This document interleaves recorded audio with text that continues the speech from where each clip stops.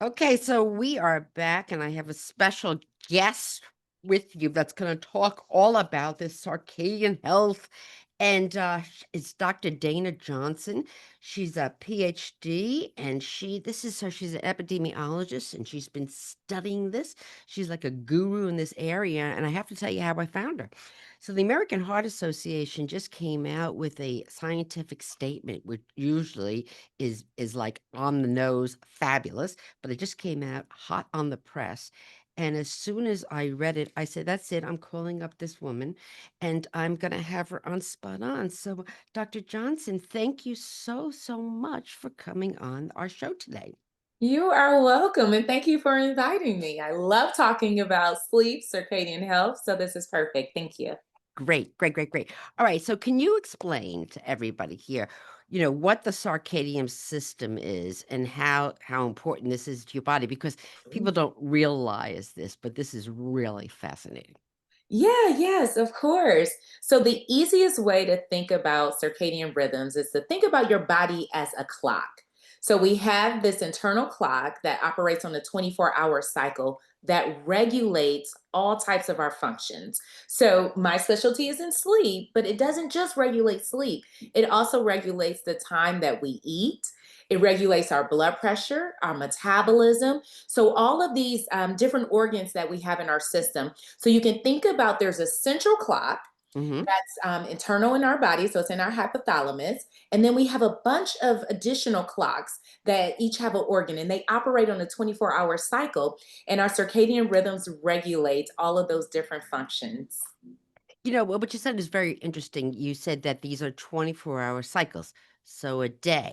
a So, what day. we're going to find out and learn more about is what happens when we foul up these circadian rhythms and we do something out of rhythm. And so, what's interesting is if you have certain tendencies, or they call it a chronotype. It's an Yes. internal type. So I thought, I did not know this, Dr. Johnson, Mhm. so I love when I learned something, that there are different chronotypes. Like there are some people that are morning people and some people that are evening people. And can you explain Right. this? Yes, so our chronotype is our natural predisposition for our timing of our lives, really. And so there are some people that are a late chronotype, and you may know that as an evening type, or a night owl is usually what people Hmm. say. And Hmm. then the other type is a morning type, so a morning lark. And then we have some people which we call intermediate. So they're not an evening or morning. I fit kind of in that intermediate category. And so the way our society is set up is really for morning types. And Mm. so when you are a night owl, an evening type, or let's say you have a job that forces you onto that. So, for example, if you're a shift worker, you have this problem now that you sleep less, a shorter sleep duration because you're forced to be up in the morning. So, if we think about our night owl that has a job that starts at 8 a.m., and Right. so now they are up at a time and operating, using their mind, making decisions, and so on at a time that's not optimal to their circadian rhythm. So, to their natural body's ability to operate at that time. So, that's how I describe a chronotype. It's interesting because I'm the morning person. Like Okay. I don't tell anybody this, but like I'm in bed at like about 8 p.m. at night. You know what I mean? Like, Right. There's no but problem with but that. listen, Dr. Johnson, check me out in the morning. You get a call. I'm getting going Productive. early in the morning. But I think about that, and if you're not, I'm in sync with society. But I think about, like, what about like children and they go to school, if they're owl types, right? And they're being forced to get up at 6 o'clock in the morning and it's dark out to go to school. That must be really challenging. Yes, I'm actually glad you brought that up. So, circadian rhythms also kind of change across the lifespan. Hmm. So, if you're talking about children and adolescents, they usually do have a later timing. So, they have later chronotypes. So, especially adolescents. And so, that's where there's a lot of policy around Mm. school start times. And the CDC, for example, has initiatives every 10 years, Healthy People. So, Healthy People 2030 has some initiatives around school start times to help children and adolescents. And so the goal is to have no school start earlier than 8:30 a.m. Okay. And Yes. so, because the problem becomes, as you mentioned, let's say classes start at 7. You're not waking up at 7, right? So you could be up at 5 a.m., getting ready, and then you get on a bus perhaps, and then you go to school, and your brain is not fully awake. Yeah. Yeah. And so there are studies that have shown if you give a child a test at 8 a.m. and you give them another test at 11 a.m. without an opportunity for additional learning, usually they perform better at 11 because they're fully awake.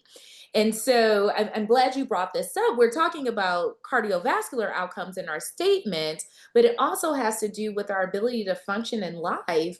And we have a society that leans to these morning types and they tend to perform better. And then we have these alterations and disruptions that happen. And then that's where these negative consequences come into play. Right. So, like, shift workers, if you're a night shift worker, that's great if you apply for that job and you're the owl. But Yes, if you have to do that job and you're the morning, then, consistently. So basically, you are just fighting with your body rhythm. It's not, yes, and it's causing problems. And exactly. in this wonderful article that we're going to put up on the Spot On Facebook page, it discussed it how you can disrupt your own circadian rhythms, and one with this is your baby right off the back here, this irregular sleep pattern. So in other words, you're only getting by at 6 hours sleep a night, or going to bed too late or whatever. So explain how this can foul things up. Yes. So there's two pieces here. So when we say an irregular sleep schedule, we're talking about someone going to sleep at different times. Mm-hmm. So that you slept, let's say you had a good night, you slept 8 hours one night, Mm-hmm. but then Wednesday you sleep 6 hours. And then, Thursday you sleep four, and then you're back up to 10. So that shift, so the best example is to say across the weekend, because I think we can all relate Mm-hmm. to this. Sure. So most people that have a traditional job, so you have a time, no matter your chronotype, typically that you have to be up. Let's just take someone that's day shift. And so if you're a night owl, for example, you're going to have a shorter sleep duration typically because you have to wake up to go to work. So on the weekend, you're going to sleep at the time that your body prefers, right? Because you don't have to wake up for work or anything typically. So then you sleep later on the weekend. So now you're at, let's say, 8 or 9 hours. You slept 5 to 6 hours during the week because of work. So Monday, you are now jet lagged. We call that Mm. social jet lag. So the Mm. difference in timing between weekday and weekend. So your body literally feels like you have flown across time zones. And so that is an irregular sleep schedule because you're changing your sleep. And so then that disrupts your circadian rhythm. So that's, spoiler alert, I'm sure we'll talk about tips in the end, but that's why we say have a consistent sleep schedule because that will regulate your circadian rhythm and not cause that imbalance or disruption. Wow. I mean, how many years have I been fouling this up? I mean, this whole thing, because on the weekend, then you stay out late and you sleep, and what a mess. No wonder why my life is a mess here. Okay. The other thing that can foul this up, and hello, we just did daylight savings, is light exposure. So can you explain this? Yes. So our circadian rhythms are controlled by different factors. One of the main factor is light exposure. So Hmm. light is what entrains our circadian rhythms, and so you want bright light at the start of your day, and that tells your body you should be awake, right? Okay. And so you have this light all through the day, and then at night it should be dark. You want to avoid bright light at night because that's what's going to tell you want to be awake, and that's the time typically you want to go to sleep. Again, we're not talking about shift workers at this point, just people Hmm. that are working traditional, and really most of our society is set up on this schedule. So the light is what's going to help us to know our timing of the day, and so that's why it's so important. It's in training our system and also can regulate the system. Yeah. So interesting. So interesting. Exercise. Now, I was very surprised about this. So, can you explain how exercise can disrupt the circadian rhythms? of your body? Yes. Okay. So similar to you, I was also quite surprised. So physical activity is not my area of expertise. Mhm, Sleep is, but that's the great part about doing these statements. We pull together different experts and we learn about these different topics. So when we're talking about circadian rhythms in general, we're talking about the timing of different behaviors. So mhm, we all have an optimal time it is for us to sleep, for us to eat, and exercise. And so, depending on your individual circadian rhythm, you can be engaging in physical activity that is at a time that's not optimum to your body. And so, then it will cause a disruption. And so some of this also depends on the type of activity you're doing, right? And so we can bring in on how some of these interact. So if you think about light exposure and so on. And so depending on when you are outside, for example, mhm. the type of activity, the timing of that activity, those are all factors that can disrupt your circadian rhythm.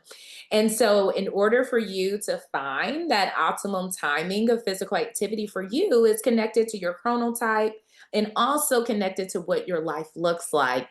And so, yes, if you are engaging in activity at a time that's not optimal to your body, it will be a disruption in your circadian rhythms and have negative cardiovascular consequences.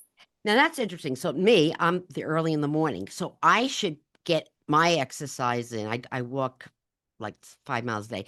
Earlier in the day, well, I can't Exactly. than later in the day, and vice versa. So if someone's an owl, they may be better going to the gym at night. Like, Exactly, okay, exactly. And very usually we can feel these things, right? right, So you right. know when you're in the gym or if you're walking, when you're feeling your best. And so oftentimes we may dismiss some of those feelings, right? But usually people know like I'm not a morning person or, I'm not an evening person. So we kind of know these things. And so what's important is for us to make sure that we're engaging in these behaviors at the right time because that's when we're going to have the most benefit. So if Mhm. you are engaging in one of these behaviors at a time that's not optimal to your body, you will have less of a benefit. So if we are going to spend that hour exercising, do it at a time when your body is ready for it. You can give it your all and you'll get most of that benefit. Oh, fascinating. So again, now this is my baby. The timing of when your food intake is. So, Oh, yes, oh, I yes, know. I yes. love this. Go ahead. So tell us how that can foul up your circadian Yes. rhythm. So at the start, I talked about how circadian rhythms regulate different functions, and our metabolism is one of those functions.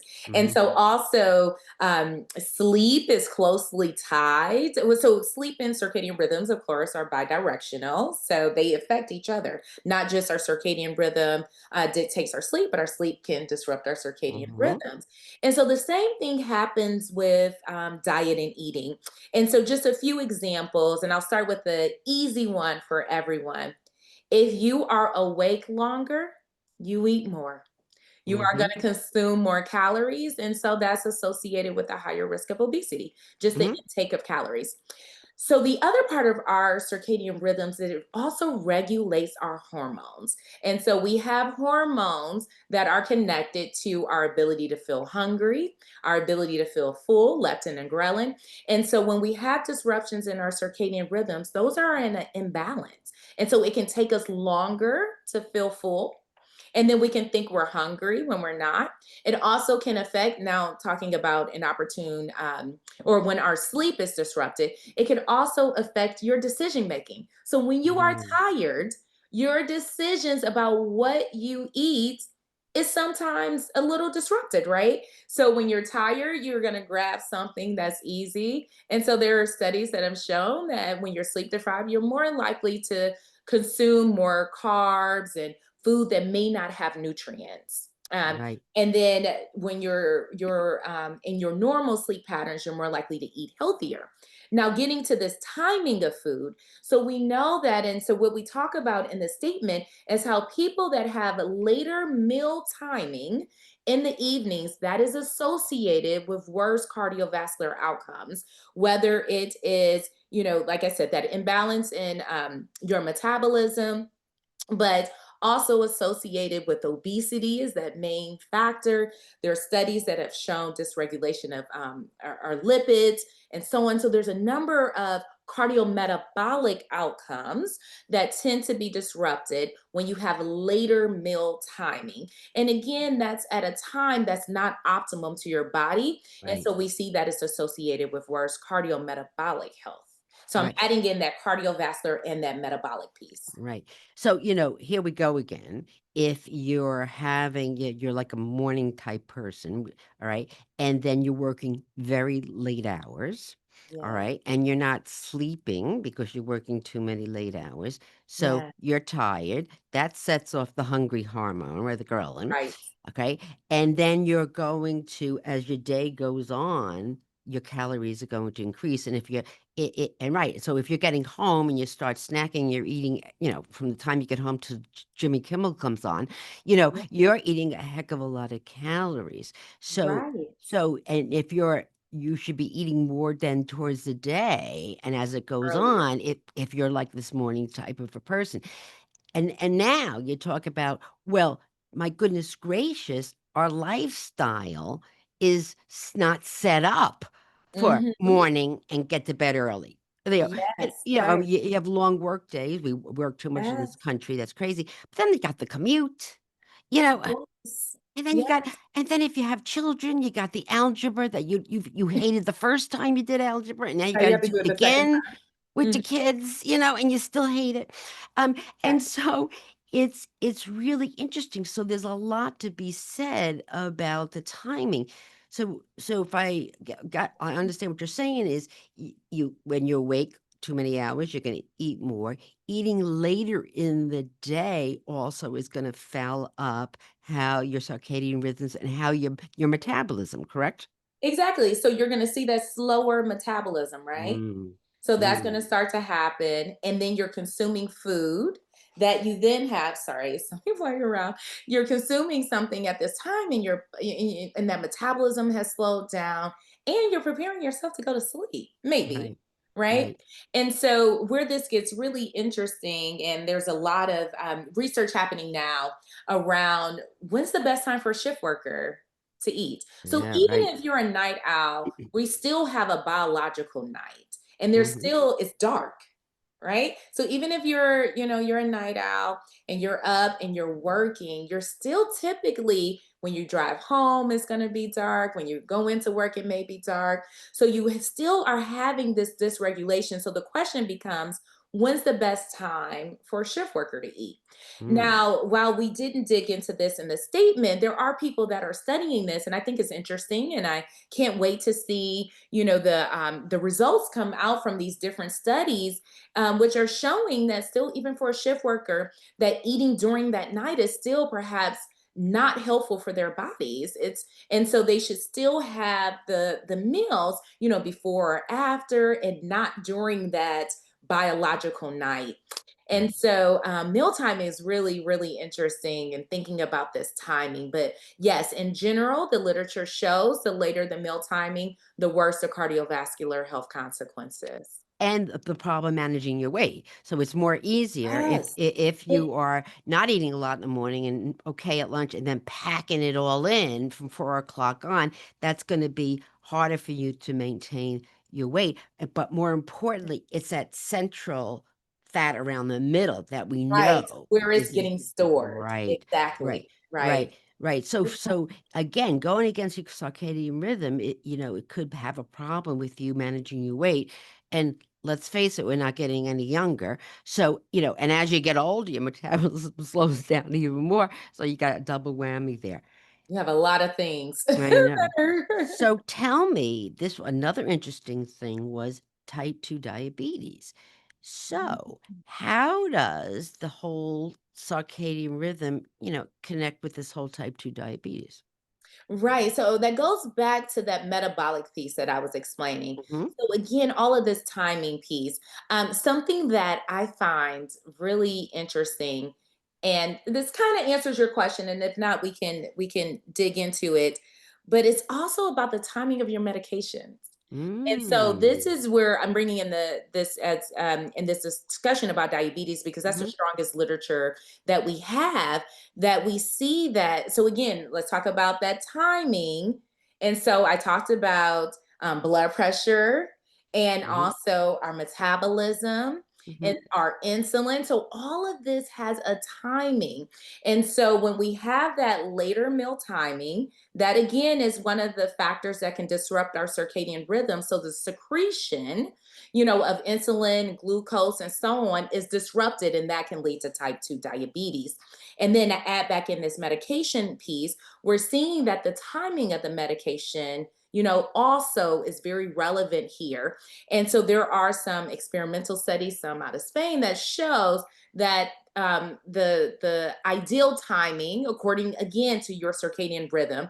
So you'll hear me consistently say that because a lot of this is about Mhm. personalizing, right? Mhm. Mhm. So to what your circadian rhythm is, and so for somebody that's diabetic, there is going to be a certain time that's optimum for you to have these medications and so on.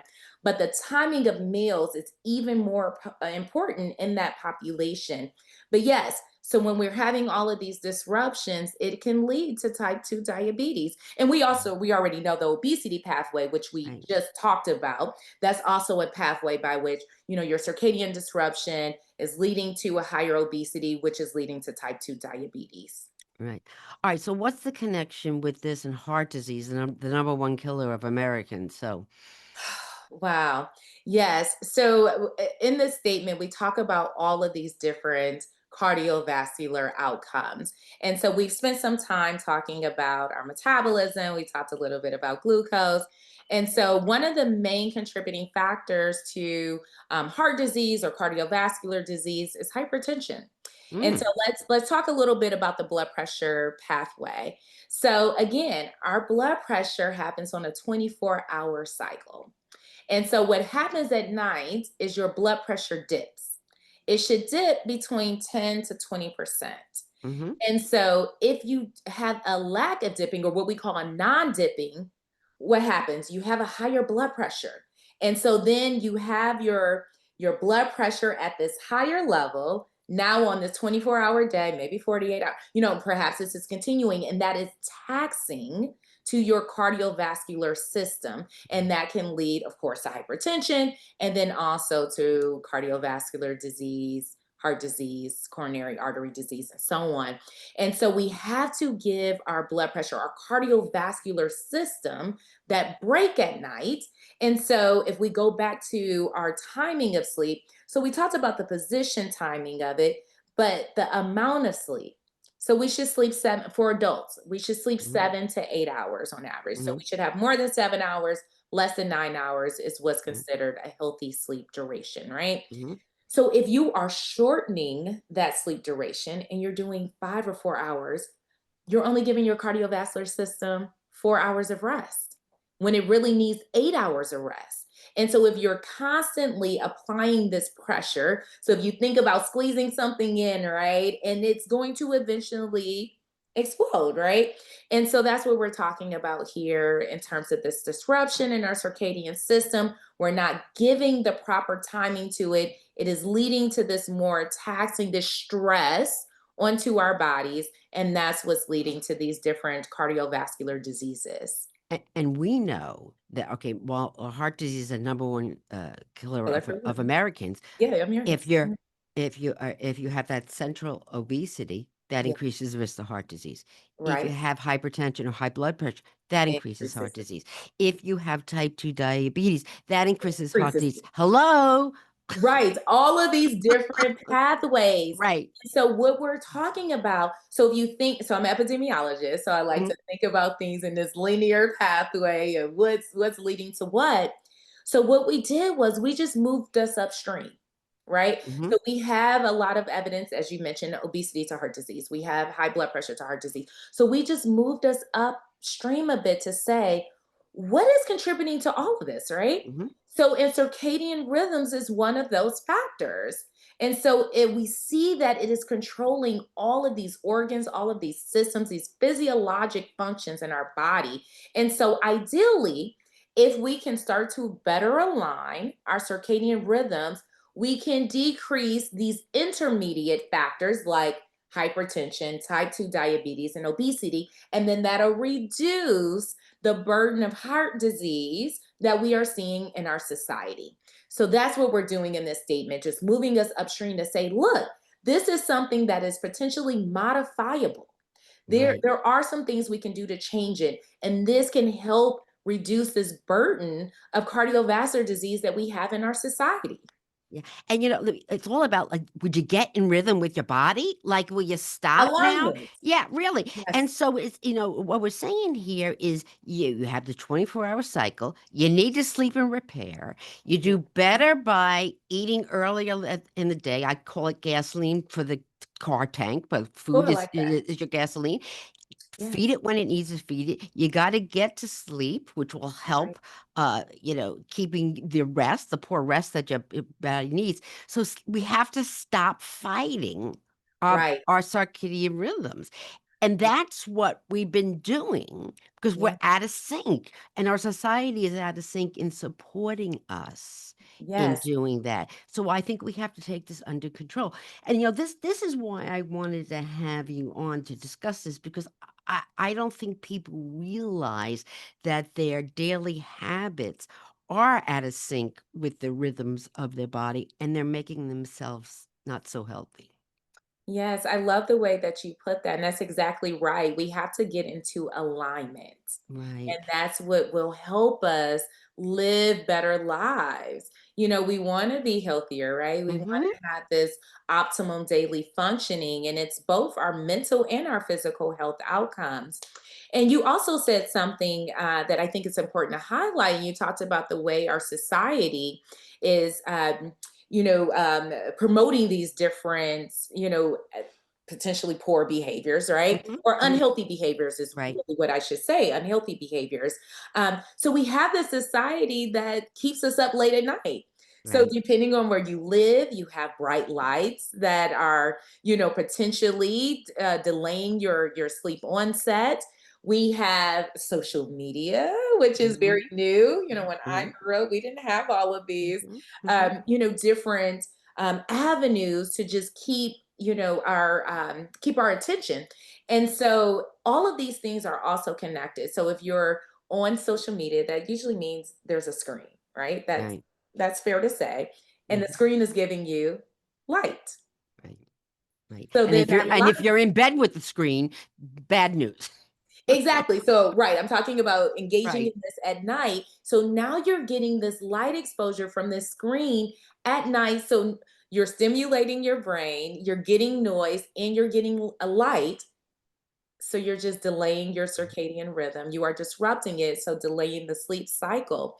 And so we have to create this alignment, with society, our lives. The other piece is we talked a little bit about social jet lag in the beginning, right? Like that Mhm. difference in timing from weekdays to weekends, and that's creating this jet lag that we're feeling. And so the other piece is a lot of this is a privilege, right? So there is a privilege for you to be able to have the work hours that you want. And everybody doesn't have that. So we know that there are certain populations that are more likely to be rotating shift workers. So not just that you're a shift worker or you work a night shift, it rotates. So that is an inconsistent schedule. So an inconsistent sleep schedule. And so it would be in the most ideal world if we can not only align, through our behaviors, but be able to align our jobs and our functions, with our body's internal rhythms. That's what's going to create a healthy society. Okay. So before I let you go, I want your three Yeah. tips because you're the pro here. Give us our three tips. If we wanted to start, like, stop Yeah. fighting your body and get in rhythm, give me Yes. what's your three tips to help us Okay. do this? Sure. So my first one is going to be light. I told you that Mhm. was the main synchronizer for our circadian rhythms. At the start of your day, bright light. Okay. Get And up, then at get outside. Yes, good. please go ahead. Okay. And then at night, it's dark. Turn it off. Turn off the light. Okay, good. Right. You said so. You think about splitting your day. So if we take 24 hours, right? So here's also probably maybe another tip or strategy. You take your 24 hours, take out 8 hours for sleep. Just go ahead and take that out, right? You have your 8 hours for work, perhaps, maybe, you take that out. And then in these other times, you want to make sure that your physical activity, your diet, this light exposure all happens at the right time. You're going Hmm. to get that bright light in the morning. You are going to avoid it at night.